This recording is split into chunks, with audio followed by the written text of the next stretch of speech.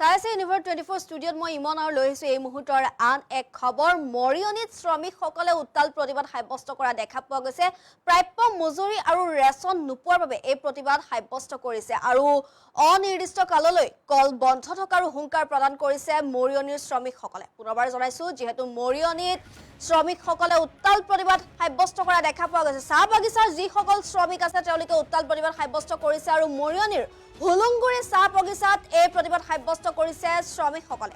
শ শ্ৰমিকে ঘেৰাও কৰিছে বাগিচাৰ কলঘৰ আৰু শ্ৰমিকসকলে কেইবা পষেক ধৰি পোৱা নাই প্ৰাপ্য মজুৰি ৰেচন। তেওঁলোকৰ যিসমূহ প্ৰাপ্য মজুৰি ৰেচন হয় সেয়া তেওঁলোকে কেইবা পষেক ধৰি নোপোৱাৰ এতিয়া অভিযোগ তুলিছে আৰু পানীত হাঁহ নচৰা অৱস্থা হৈ পৰিছে শ্ৰমিকসকলৰ। আনপিনে প্ৰাপ্য মজুৰি নিদিয়ালৈ অনিৰ্দিষ্ট কাললৈ বাগিচা বন্ধ কৰাৰ হুংকাৰ প্ৰদান কৰিছে শ্ৰমিকসকলে। এক উত্তাল পৰিৱেশে বিৰাজ কৰিছে মৰিয়নিৰ হুলুংগুৰি চাহ বাগিচাত আৰু শ্ৰমিকসকলে কলঘৰ ঘেৰাও কৰি এতিয়া প্ৰতিবাদ সাব্যস্ত কৰা দেখা পোৱা গৈছে। তেওঁলোকে কৈছে যে তেওঁলোকৰ যিসমূহ প্ৰাপ্য মজুৰি আছে সেই প্ৰাপ্য মজুৰিসমূহ যেতিয়ালৈকে মোকলাই নিদিয়ে তেতিয়ালৈকে তেওঁলোকে বাগিচা বন্ধ ৰখাৰ হুংকাৰ প্ৰদান কৰিছে আৰু শ্ৰমিকসকলে কেইবা পষেক ধৰি যিহেতু তেওঁলোকৰ প্ৰাপ্য মজুৰি আৰু ৰেচন লাভ কৰা নাই তাৰ বাবে এই প্ৰতিবাদ সাব্যস্ত কৰা দেখা পোৱা গৈছে। কেনেদৰে তেওঁলোকে ওলাই আহিছে আপোনালোকে দৃশ্যাংশ প্ৰত্যক্ষ কৰি আছে।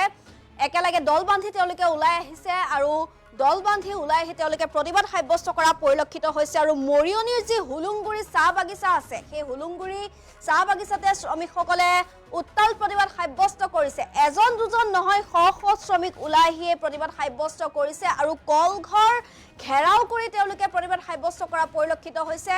তেওঁলোকৰ যি প্ৰাপ্য মজুৰি আৰু ৰেচন সেয়া কেইবা পষেক ধৰিও লাভ কৰা নাই আৰু তাৰ অভিযোগৰ ভিত্তিতে তেওঁলোকে এই প্ৰতিবাদ সাব্যস্ত কৰা দেখা পোৱা গৈছে আৰু পানীত হাঁহ নচৰা অৱস্থা হৈ পৰিছে এতিয়া চাহ শ্ৰমিকসকলৰ। প্ৰাপ্য মজুৰি নিদিয়ালৈ অনিৰ্দিষ্ট কাললৈ বাগিচা বন্ধ কৰাৰ হুংকাৰ প্ৰদান কৰিছে শ্ৰমিকসকলে। যিহেতু আমাৰ হাতত মন্তব্য আছে সেই মন্তব্য এবাৰ শুনা হৈছে।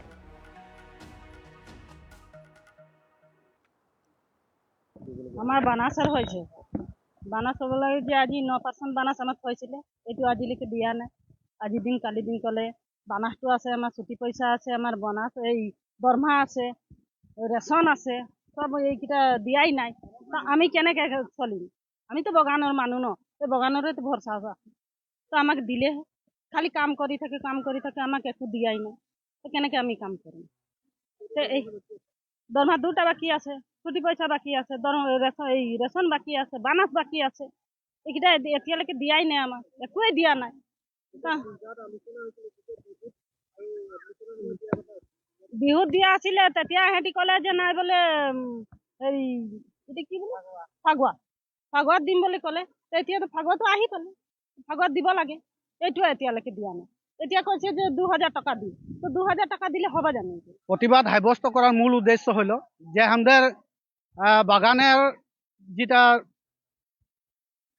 9% যেটা আমাদের হেরি রহে কি বলে বোনাস চুক্তি হয়ে রহে যে 20%-20%-এর ভিতরে 9% যেটা আছে ও 9% আমাদের ফাগুয়ায় দেওয়ার একটা চুক্তি হয়ে রহে, ত্রিপাক্ষিক চুক্তি হয়ে রহে। বাগিচার ম্যানেজমেন্ট রহে, এসএমএসের মানে মানুষ রহে, বিষয়ববীয়া রহে, আরো বাগান ম্যানেজমেন্ট রহে। এই তিনটা নিয়ে কোনো একটা আলোচনা হয়ে। মেন উদ্দেশ্য হলো কি আমাদেরকে 3টা দরমহা নাই দিয়েছে, 6টা রেশন নাই দিয়েছে, এইগুলা বস্তু আমরা নাই করছি, ছুটি পয়সা নাই করছি, আমরা গ্যাসুটি পয়সা নাই করছি। কিন্তু আমাদের যেগুলো পাইপ আমাদের যেটা আমরা যেটা পয়সা রাখেছি, তোরা কমিশনটা খাচ্ছি, খা, আমাদের কোনো বলে গিয়ে নাই। তোরা কমিশন যে ইয়া লাখ লাখ টাকার কমিশন, ও কমিশনটা খাই দিয়ে আমাদের কিন্তু কবলগিয়া কোনো নাই। কিন্তু আমাদের যেটা পয়সা রাখা পয়সাটা আমাদেরকে দেয়। আজি ভারত সরকার টাই আপ বাগান হেগে, অ্যান্ড্রুইল কোম্পানি, মোদী সরকারের বাগান হেগে। মোদী সরকারের বাগানটা থাকার পিছনে আমাদের কি হচ্ছে ও কথাটা একদম মন করে বলে। আজ হাজার হাজার নাচনি নিয়ে কোনো নাচালো, ও কোটি কোটি টাকা হুয়া ব্যয় হলো, ওই ব্যয়ের সাপেক্ষে যেটা পয়সা হুয়া ইনভেস্ট করলো, ওই পয়সাটা যদি আজ আমাদের চাহ শ্রমিকের মাঝে যদি ইনভেস্ট করতুম তো আমাদের আজ আন্দোলন কার্যসূচীটা আমরা হাতে না নিতে পারতাম। মাহেকীয়া পষেকীয়া 3টা দৰমহা আৰু সাব গ্ৰেডত এটা দৰমহা, সাব গ্ৰেডত 2টা দৰমহা। গতিকে সেইখিনিৰ পৰা আমি বঞ্চিত হৈ আছো।